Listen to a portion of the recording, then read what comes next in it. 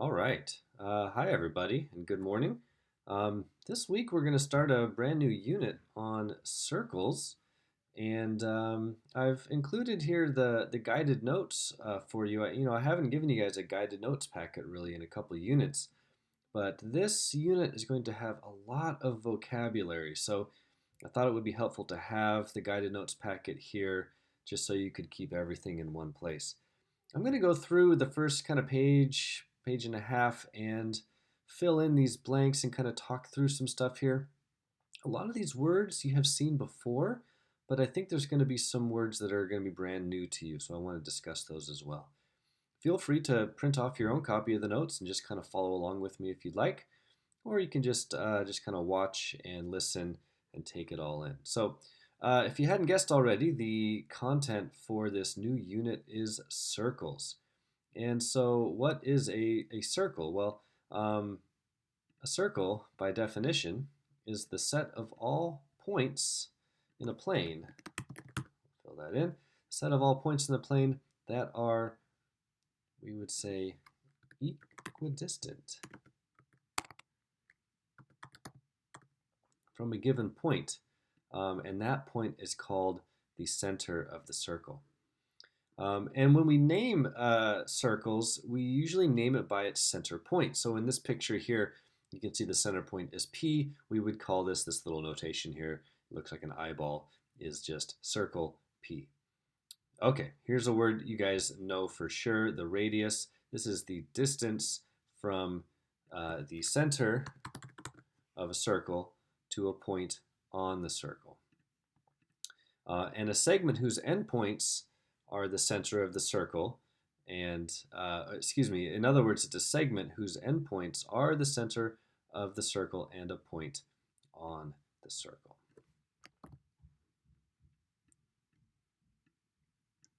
So in this example here, we can see that this segment AP would be the radius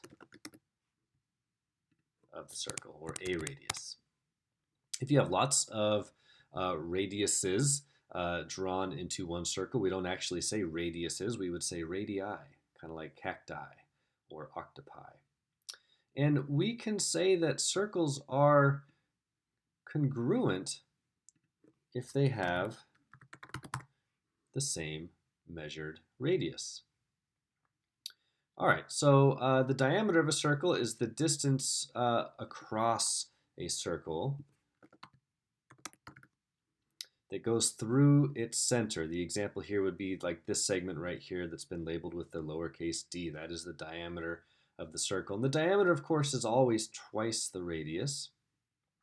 So radius and diameter, I think, are words that we've all heard before. Here may be some new ones for you. A chord. A chord is a segment whose endpoints are points on the circle. For example, this segment right here that I'm kind of hovering my mouse with has an endpoint here and an endpoint here. Both of those endpoints are on the circle, and so we, the letter that was right here got covered up. That was C. So we would say segment CD right there is a chord. And the longest chord of a circle possible is the diameter of that circle. Fill that in here. Okay, so chord, a line segment whose endpoints are on the circle. A secant is similar to a chord, except instead of a line segment, it's a line, meaning it goes on forever in both directions. So this line up here with the arrows on the end, this would be an example of a secant. It is a line, not a line segment, but a line that intersects a circle in 2 points.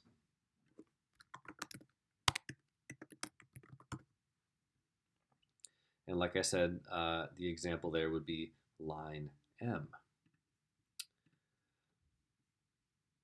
A tangent of a circle is also a line, or sometimes a ray, but instead of intersecting a circle in 2 points like a secant does, it intersects a circle at exactly 1 point. It just comes, approaches the circle, gets very, very close to it, touches at one point, and then continues on. So it is a line in the exterior of a circle that intersects the circle in exactly one point.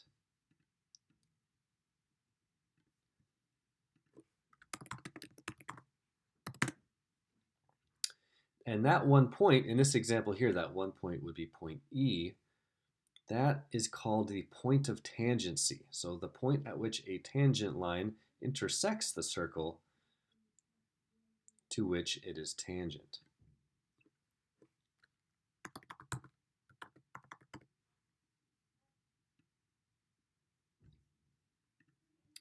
Okay, so for example, like we already said, that would be this tangent line right here. Its point of tangency would be point E. Okay, so those might be some new words for you: chord, secant, tangent, and point of tangency. Just remember that a chord is a segment that is inside a circle, has its endpoints on the circle. A secant is a line that intersects a circle in 2 points, but then continues on in both directions forever. And a tangent is a line or a ray that intersects a circle on the outside at exactly 1 point. Okay, so I would, if I were you, I would pause the video right here and take a look at this little diagram and just see if you can describe what all these different lines or line segments would be called based on their placement in the circle here. Go ahead and pause and try that. Okay, if you have tried naming all of these, you can look at my answer key that I've posted along with these guided notes that will show you all 8 answers to these questions here. So check your work there. Okay, continuing on with some vocabulary, let's start talking about if we have more than one circle in the same diagram. Now, what can happen with more than one circle is 3 things. We could have 2 circles that are intersecting each other, like in this diagram, where they intersect at 2 points. You could also have 2 circles that intersect at exactly 1 point. Here's an example of that. If we have this small one inside a bigger one and they touch at this single point right here.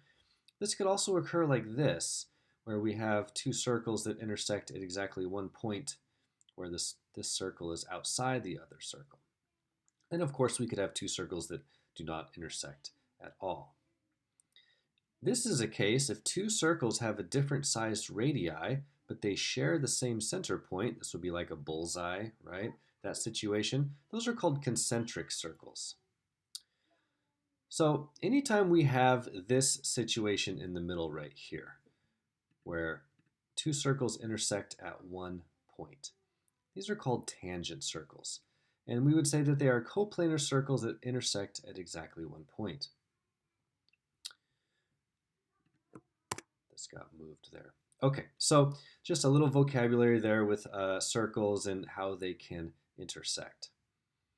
Now, let's say we have more than one circle, and those 2 circles have what's called a common tangent, meaning there's a tangent line that is tangent to 2 circles at the same time. So a common tangent can be a segment, or it can be a line. Of course, line going on forever in both directions. A common tangent is a segment or a line that is tangent to 2 coplanar circles, meaning 2 circles in the same plane. Now, this can happen in 2 different ways, and so we have some diagrams here that show that. We can have what's called a common internal tangent. That would be like this line right here, or this diagonal line right here. And we know this is a common internal tangent because essentially the tangent line is tangent to both of these circles and kind of like goes in between the 2 circles. Or in other words, if we were to connect the centers of these 2 circles, that common internal tangent would intersect the segment that joins the centers of the two circles. That's just kind of a fancy way of saying the tangent kind of goes in between the two circles. Whereas a common external tangent would be like this tangent line right here, or this tangent line down here. Once again, it is tangent to both of these circles, but it does not go in between. It doesn't cross through this space between the two circles. In other words, it does not intersect the segment that joins the centers of the two circles. And then last thing, we're going to see these words used sometimes. The interior of a circle. This consists of all the points that are inside the circle, just the space inside the circle. And the exterior of a circle is going to be all the points that are outside the circle.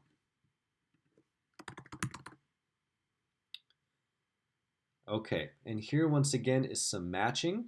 So while on the previous page you were just describing the notation, here I'd like you to try to match it up. So point D in this diagram, what would be the best descriptor for point D based on the vocabulary we just learned? How about line FH, so on and so on. So here's a quick way to kind of test yourselves on if you really understand this vocabulary. So pause the video here and try matching up all of these vocabulary words.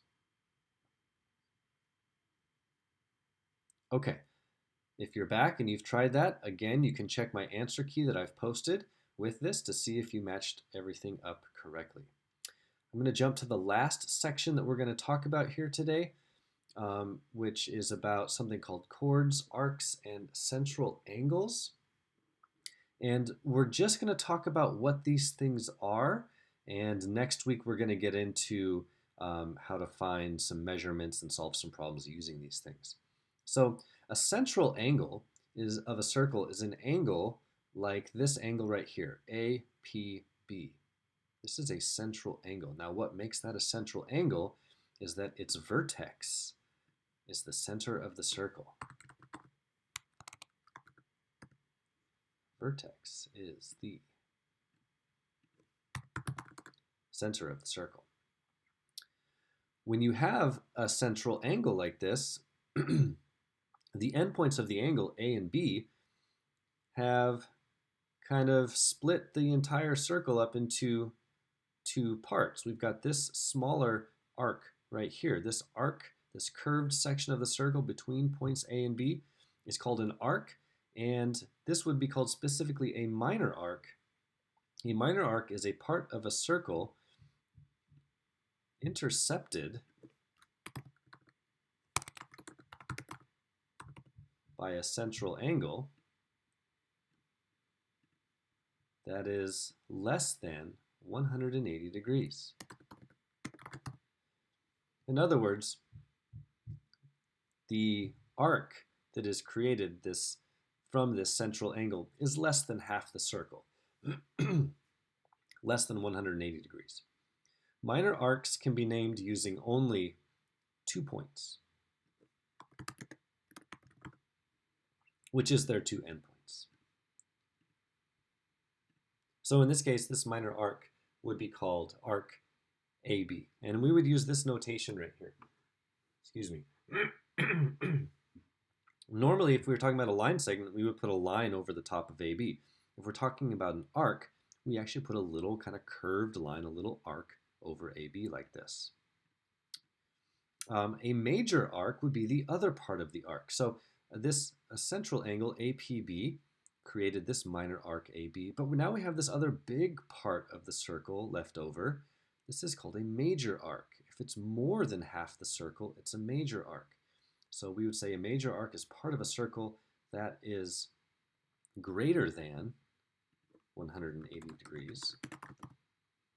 And major arcs have to be named using not 2 points, but 3 points. We always use the 2 endpoints, A and B, and then some point that's in between. In this case, it would be point C. So we use their endpoints and just another point on that arc. That red.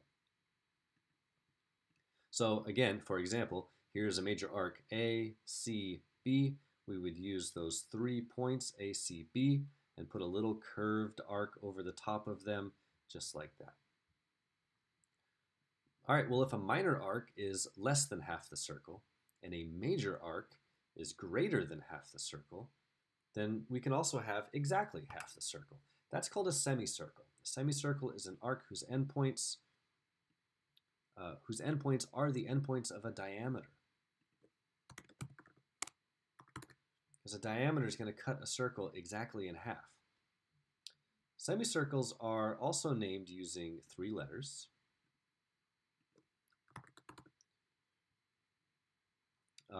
And always have a measure of 180 degrees.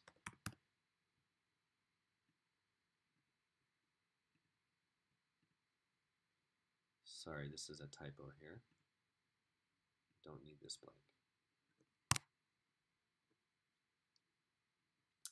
blank. Congruent arcs, if 2 arcs are congruent to one another, congruent arcs are arcs of the same circle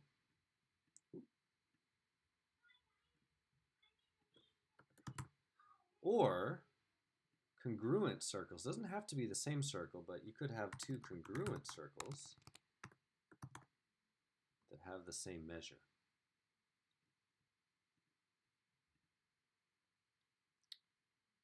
Okay, inscribed angles and that whole section we're going to save for next time.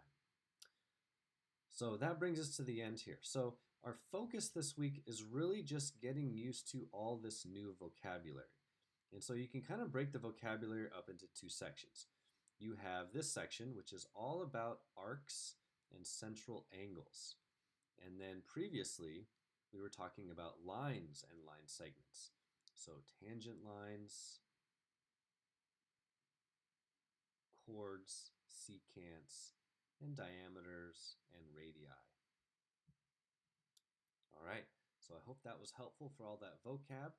Please see my Google Classroom for some practice problems with all this vocab. I hope you are all getting outside and enjoying this beautiful weather we have these last couple days. I hope it continues into this week.